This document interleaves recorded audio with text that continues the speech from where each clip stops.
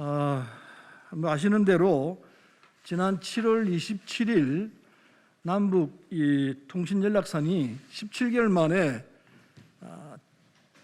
재개통됐습니다.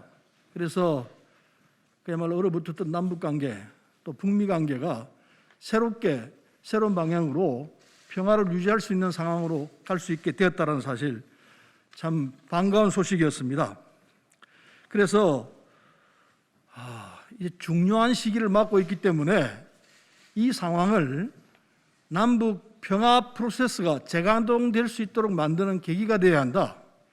그래서 북미 간에도 새로운 관계 속에서 북미 관계가 한 단계 더 진전될 수 있는 이런 상황이 오기를 기대하는 마음은 모든 사람의 한결같은 희망일 거로 생각합니다. 그래서 우리 통일부도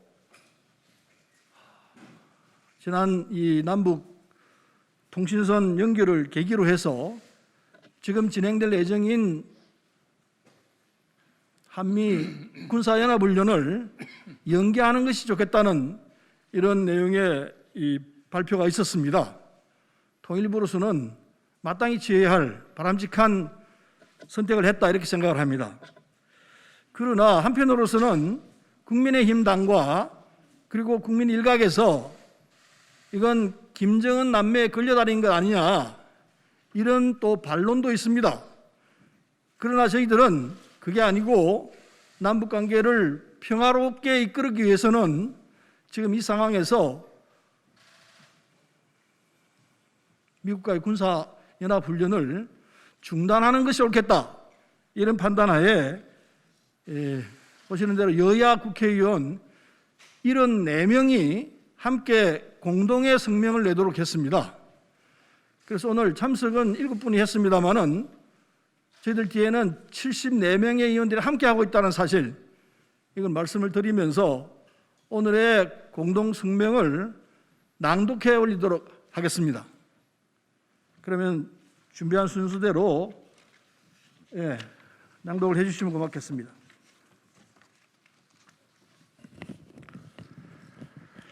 남북관계 개선과 한반도 평화의 돌파구를 열기 위해서 8월 한미연합 군사훈련의 조건부 연기를 제안한다. 지난 7월 27일 남북은 1년 4개월 만에 통신선을 전격 복원하고 대화 채널을 재가동시켰다. 이후 통일부는 민간단체의 북한에 대한 인도적 협력 물품 2건 반출을 승인하는 등 교류협력 재개에도 시동을 걸었습니다. 얼어붙었던 남북관계와 북미 관계를 다시 진전시킬 수 있는 중요한 시기를 맞고 있습니다. 그런데 남북 통신 연락선이 복구된 후 닷새 만인 8월 1일 북한 노동당 김여정 부부장이 8월 한미 연합 군사훈련의 중단을 요구하고 나섰습니다. 북한은 그들에 대한 적대시 정책 폐기에 상징적 조치로 한미 연합 군사훈련의 중단을 지속적으로 요구해 왔으므로 이번 김 부부장의 요구는 새삼스러울 게 전혀 없습니다.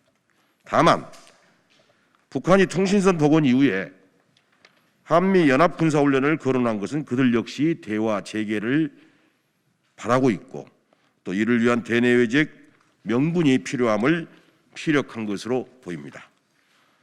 북한의 요구에 대한 우리 측의 대응 방안을 놓고 여러 가지 정치적 주장들이 난무하고 있으나 남북관계와 한반도 정세의 결정적 전환을 가져오기 위한 적극적이고도 능동적인 조치로서 한미 군사훈련의 연기를 결단할 필요가 있다는 것이 우리의 판단입니다.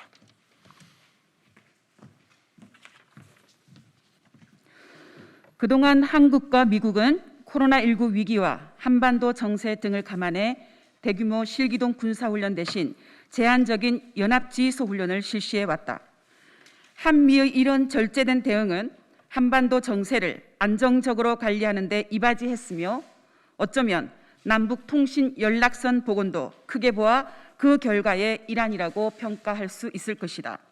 하지만 한미 연합훈련의 그 규모와 관계없이 북한을 대화와 협상의 장으로 나오게 하는 데에는 난간임을 인정하지 않을 수 없는 것이다.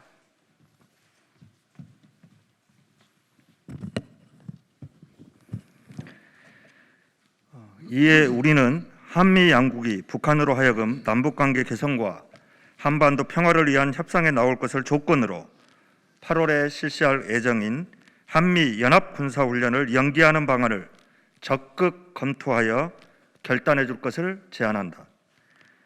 이는 저들의 요구를 무조건 수용하자는 것이 아니고 저들의 위협에 굴복하는 것도 더더욱 아니다. 한미 연합 군사훈련의 연기를 북한의 상응 조치를 끌어내는 협상 카드로 사용하여 모처럼 찾아온 대화의 기회를 남북관계 개선과 한반도 비핵화 및 평화협상으로까지 발전시켜 나가자는 것이다. 더욱이 다시 급증하고 있는 코로나19 비상사태를 고려해서라도 한미 연합훈련을 연기하는 것이 바람직하다. 미국은 하루 확진자가 10만 명을 넘어서 6개월 만에 최고치를 기록하고 있고 한국도 하루 확진자가 1천 명을 넘어 4단계 방역 조치를 시행하고 있다. 코로나 상황이 악화하고 있는데 무리하게 연합훈련을 강행할 필요가 없다. 지금이야말로 얼어붙었던 남북관계와 북미관계를 다시 진전시킬 수 있는 중요한 시기를 맞고 있다.